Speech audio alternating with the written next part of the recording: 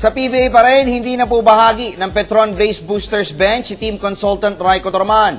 Ang Serbian coach ay naging sentro po ng usap-usapan at debate ng mga basketball insiders at fans dito pong mga nakalipas sa linggo.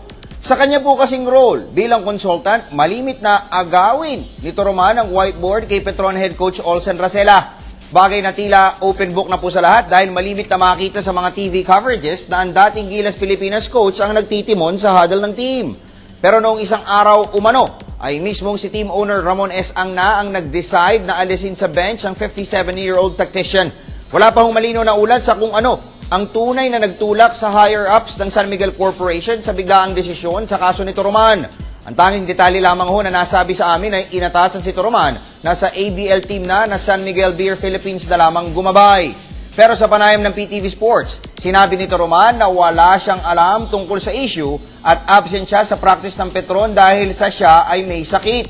Pero umaasa si Torman na ipapatawag siya ng management ngayong araw o bukas. I cannot talk because I still didn't have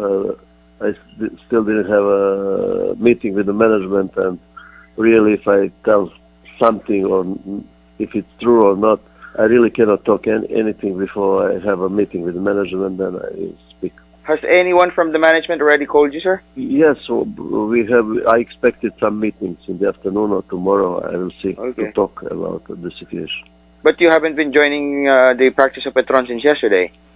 I'm sick. I said I'm sick. I'm really sick. I visited yesterday the doctor, and they told me to rest a little bit. But I expected also the meeting with the manager. You already heard of the news, sir? I said I will not talk about anything until I met with somebody.